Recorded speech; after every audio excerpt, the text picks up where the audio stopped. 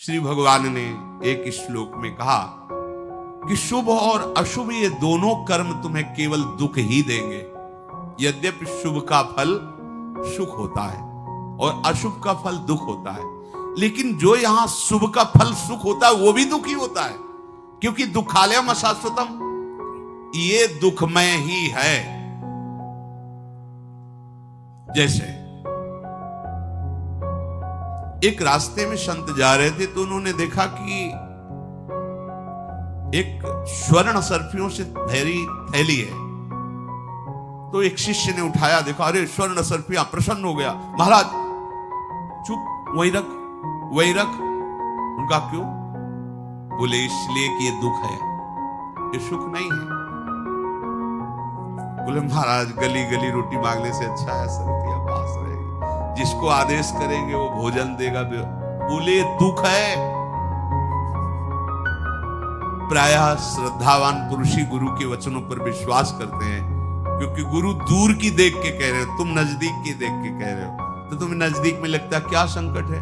ये बावराईपन तो है कि मिली हुई संपत्ति का त्याग कर रहे हैं, कह रहे नहीं चाहिए, और अभी हमको कहेंगे कि जाओ गांव से रोटी मांग के लाओ। ये क्या है?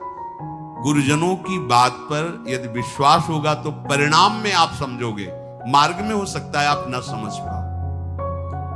उन्होंने शिष्य से कहा तुम देखना चाहते हो कैसी विपत्ति है ये, कैसा दुख है ये? बोले प्रभु मुझे तो सुख ही नजर आ रहा है, इसमें क्या दुख नजर आ रहा है? छुप जाओ झाड़ियों में, थोड़ी देर नाम जप करते हुए देखना ये कैसी विपत्ति है। 4 घोड़सवार निकले वहां से, उन्होंने देखा थैली, उतरे, अरे उसमें स्वर्ण सर्पिया है। बोले यार तो फिर तो आनंद आ गया, अब हम यहीं रुकते हैं, आज यहीं खान पान होगा। सुनो तुम जाओ बाजार, अच्छे अच्छे पदार्थ लाओ, कुछ पेय पदार्थ लाओ, खाया पिया जाए, फिर यहां से चले गए। बोले 2 लोग रुको, 2 लोग जाओ। 2-3 सर्पियां उससे ले ली, ढेर सारी सर्पियां, 2 लोग, उनके पास अस्त्र शस्त्र भी थे। वो गए लेने, दोनों ने विचार किया ये 4 हिस्से लगेंगे, अगर 2 लगे तो कैसा रहेगा? बोले बढ़िया, वो ऐसा करते हैं, जहर मिला देते, उनके भोजन हम लोग पा लेते, कह देंगे हम लोग तो पाया है, आपके लिए लाए, दोनों में जहर मिला देते हो, दोनों पाएंगे, मरेंगे, आधा आधा हो जाएगा। बोले पक्का। ऐसा ही किया, उसमें हलाल जहर मिला दिया। इधर दोनों बोल रहे कि अगर 2 हिस्से लगे तो कैसा रहेगा? बोले बढ़िया रहे। बोले आते ही सूट कर देना, तो कर देंगे। वो भोजन में 2 के लिए जहर मिला के ला रहे मारने के लिए, और इन दोनों ने आते ही दोनों को गोली ठोक दी। दोनों उधर मर गए, नजदीक गए, बोले अभी तो मरी गए हैं, भोजन पा लेते हैं, फिर आराम से चलते हैं। बढ़िया पेय पदार्थ और भोजन पाया, दोनों वहां मर गए। गुरु ने कहा देखा, चारों मर गए। देखा, ये है विपत्ति, और ये जब तक पड़ी रहेगी कितनों की जान ले लेगी। ऐसे ही हम लोग जिसे सुख समझते हैं वही हमारी दुर्गति का कारण बना हुआ है, क्योंकि भगवान ने इसका नाम दुखालयम रखा है, तो सुख कैसे हो सकता है? इस दुखालय में शुभ अशुभ कर्मों के परिणाम से तुम्हारा मंगल नहीं होने वाला। कैसे मंगल होगा? बोले चित्तस्य ही प्रसादेन हन्ति कर्म शुभाशुभम प्रसन्नात्मात्मनि स्थित्वा सुखमानन्त्यमश्नुते। जब कोई मनुष्य अपने चित्त को प्रभु के चरणों में, उनके नाम में लगाता है, उसका हृदय पवित्र होने लगता है, और उसके शुभ और अशुभ दोनों कर्म नष्ट हो जाते हैं।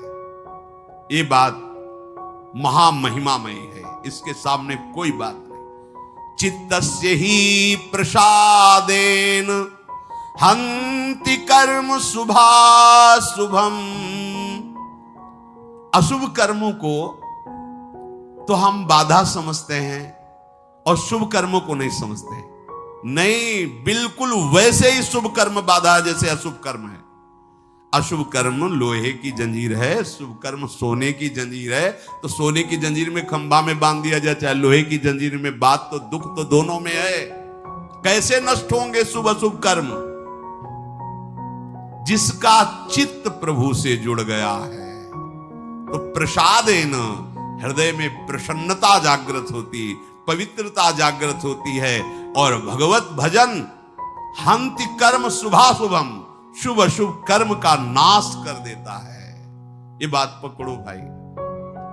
आप जहां भी जाते हैं, जहां भी किसी संत महात्मा के पास, किसी तीर्थ में, किसी भगवत विग्रह के दर्शन हेतु, या कहीं किसी डॉक्टर या किसी झाड़ फूक, कहीं भी एक ही उद्देश्य होता है, दुख की निवृत्ति हो जाए।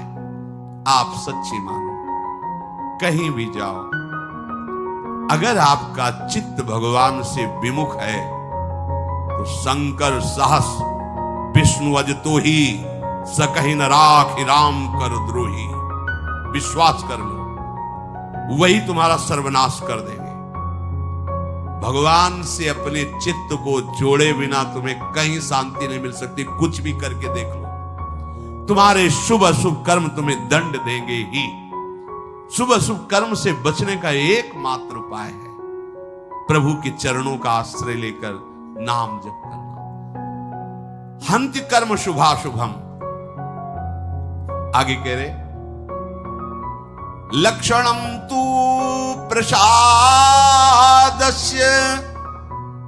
यथा तृप्तः सुखम स्वपेत, निवाते वा यथा दीपो दीपेत कुशल दीपितः। जैसे अच्छे अच्छे भोजन को पाकर तृप्त हुआ मनुष्य आराम से सोता है, ऐसे ही जब कोई खूब भजन करता है और उसके शुभ अशुभ नष्ट हो जाते हैं तो उसका मन चंचलता रहित होकर, कामना रहित होकर विश्राम को प्राप्त हो। पायो परम विश्राम राम समान प्रभु नाही को।